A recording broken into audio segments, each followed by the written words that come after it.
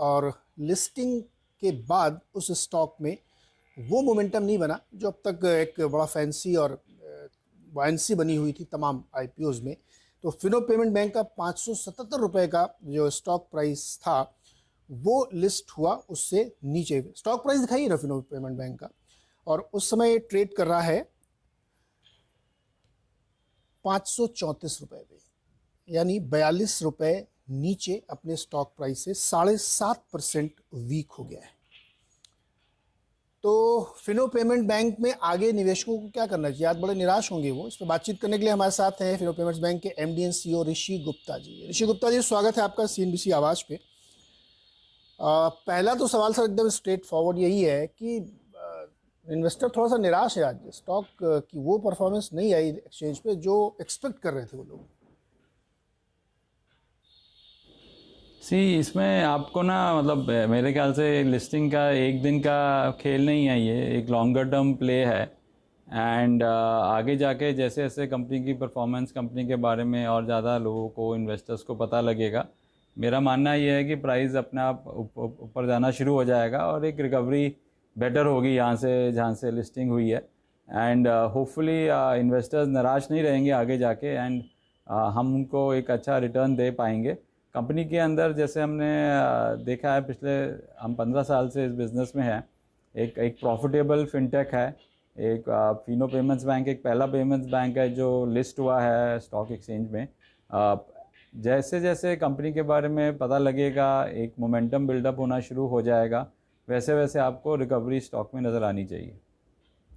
ऋषि sir, ये जैसे जैसे हम लोग बात करें या ये और भी गिरता जा रहा है, अभी 9% के आसपास। आपने कहा कि जैसे जैसे लोगों को पता चलेगा तो वो इसको और बेहतर समझ पाएंगे। तो हमारे निवेशकों को एक दो बातें समझाइए कि इस स्टॉक या इस कंपनी में आगे फ्यूचर ग्रोथ के लिए सबसे बड़े जो टेलविंड्स हैं वो क्या है, जिससे उनको थोड़ा राहत मिले।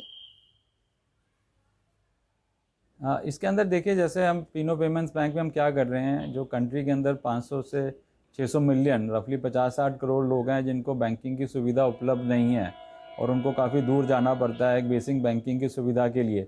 उनको हम एक बेसिक बैंकिंग की सुविधा देते हैं उनके नेबरहुड में, जहाँ पे हम उनके मर्चेंट को कन्वर्ट करते हैं एक बैंकिंग पॉइंट के अंदर, एक बैंकिंग एजेंट बनाते हैं। वो जो मर्चेंट होता है वो एक cash withdrawal, deposit, remittances, bill payments, recharges, insurance, इस तरह के कासा, सीएमएस, इस तरह के प्रोडक्ट्स हैं जो वो अपने कस्टमर्स को, अपने डीलर्स को वो प्रोवाइड करता है। तो इसके अंदर हमने देखा है कि बहुत ग्रोथ हुई है। पहले पिछले साल में हमने रफली 40% से ऊपर ग्रोथ करी थी in terms of the value of the transaction value. हमें एक्सपेक्टेशन है कि आगे चल के भी वी विल सी एक अच्छी ग्रोथ हमें नज़र आएगी इस बिज़नेस के अंदर, बिकॉज ये जो 50-60 करोड़ लोग हैं जिनको बैंकिंग की सुविधा नहीं है, फिनो के टच पॉइंट्स में जाके ये एक ट्रांजैक्शन कर सकते हैं। अभी तक हम ज़्यादा लाइबिलिटी और पेमेंट प्रोडक्ट्स में फ़ोकस कर रहे थे।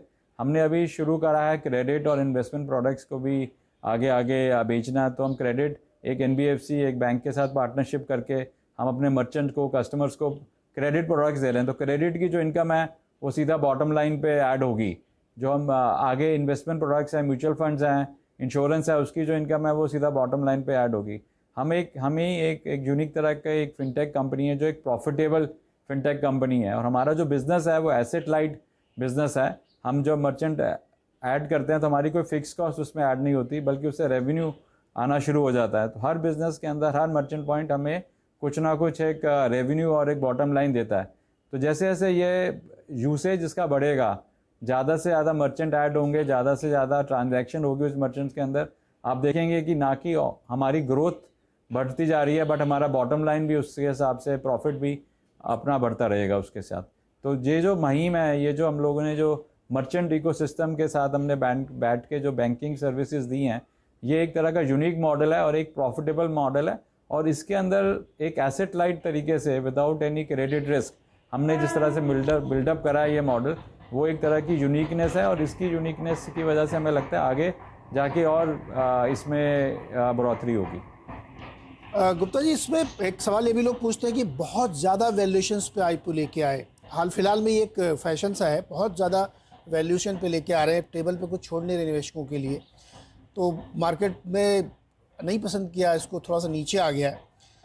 क्या ये आपको रियलाइज़ है, या आपको लगता है कि वैल्यूएशन थोड़ा ज़्यादा थे, या आपको लगता है नहीं बिल्कुल सही थे, अभी यहाँ से और जाएगा?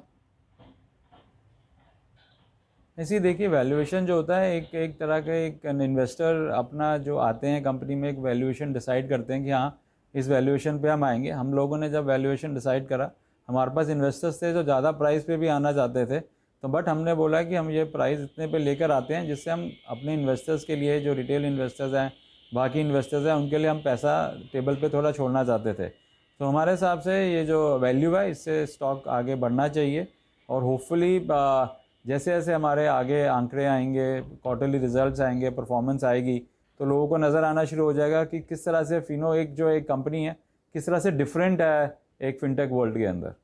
एक लास्ट मोटे तौर पे सवाल बताइए, आपका जो कोर बिजनेस है उससे आपको कितना इनकम होता है और फी बेस्ड इनकम कितना होता है रेशियो में? ना साहब, उसमें सारा इनकम जो है फी बेस्ड ही है। हम क्रेडिट बिजनेस नहीं करते हैं, तो 97% of our income is actually transaction income. So जो ट्रांजैक्शन होती है उससे जो फीस हमें मिलती है, 97% of our income comes from there. 3% जो है वो हमारी इनकम आती है इंटरेस्ट के थ्रू, जो हमारे डिपॉजिट्स होते हैं उसका जो इंटरेस्ट इनकम आती है। तो हमारा एक मॉडल के अंदर देयर इज़ क्रेडिट रिस्क कोई नहीं है, और ट्रांजैक्शन के थ्रू हम लोग इनकम जनरेट करते हैं, और एक फ़ी बेस्ड इनकम है जो हर साल, मतलब पिछले 3 साल से लगातार बढ़ती जा रही है। अरे जो फी बेस्ड इनकम है ना, जो जिसको आप ट्रांजेक्शन इनकम भी बोल रहे हैं, वो दरअसल जो मर्चेंट एक्विजिशन है, बहुत कटथ्रोट कंपटीशन है, उसमें बड़े बड़े प्लेयर्स में लगे हुए हैं। तो आपको लगता है आगे रास्ता आसान होगा या और कठिन होगा? पिछले साल हम 1000 मर्चेंट पर डे ऐड कर रहे थे, अब हम 1100 से 1200 मर्चेंट ऐड कर रहे हैं। हमारा जो मर्चेंट इकोसिस्टम है वो एक बैंकिंग एजेंट है, वो बैंकर बाबू है।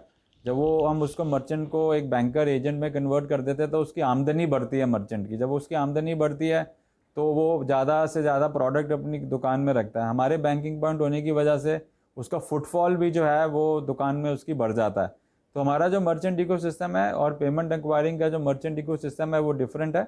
हमारा इज़ अ बैंकिंग एजेंट, और बाकी लोगों के लिए पेमेंट एक्वायरिंग है जिसमें आप QR code, debit, POS machine रखते हैं जिसके थ्रू आप ट्रांजैक्शन कर सकते हैं।